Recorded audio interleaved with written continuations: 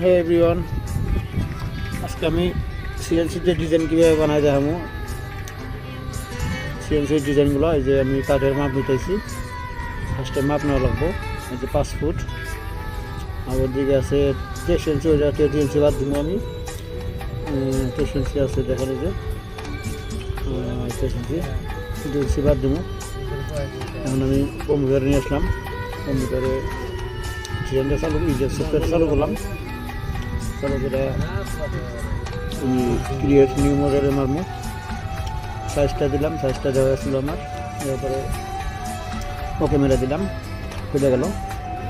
এখন বড় করে নিলাম, ইম্পোর্ট করলাম ডিজাইন ইম্পোর্ট করার পরে লম্বা সেটা পাতা দেওয়া রয়েছে, এটা সাইজটা আমি 90% করে দিলাম। রকেট 90% করে দিলাম, 90% দিলাম, ওকে। সাইজটা আমি নতুন করে দিলাম। সাইজ আসলো 21, আর এদিকে আসছিল 5 ফুট 7 ইঞ্চি। ওকে নিলাম, হয়ে গেছে। তারপরে এটা আমি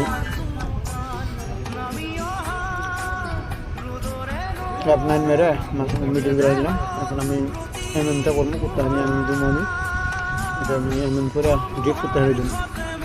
এটা আমি 12 mm ডিপ দিছি ডিজাইনটার মধ্যে।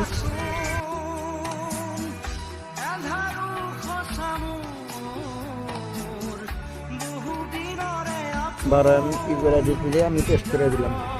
আমি আনগ্রুপ করলাম, আনগ্রুপ করার পরে সিলেক্ট করলাম। সিলেক্ট করে আমি এখন যেন কম্পিউটারের টুলপাত যাওয়ার পরে 3D টুলপাত, এখন সিলেক্ট ভেক্টর।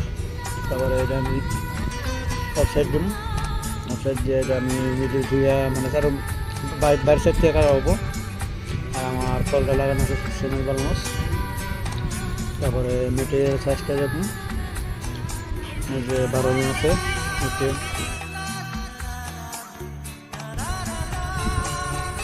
তারপরে এটা দেওয়ার পরে নামারে দিন, নামারে দেওয়ার পরে টাইম নিব। হয়ে গেছে গা। এখন আমি সিমুলেশন করবো। সিমুলেশনটা হলো আপনার পূর্বক সিমুলেশনের সেকেন্ডটা, যা ফার্স্ট করা হইলো বা সিমুলেশন।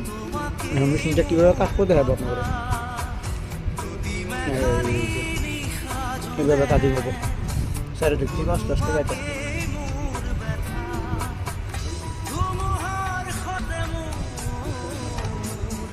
মোটামুটি 4.5 ঘন্টা লাগে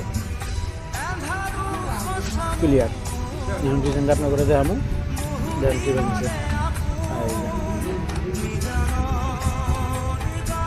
এরকম আরও ভিডিও পাইতে আমার চ্যানেলটা সাবস্ক্রাইব করুন।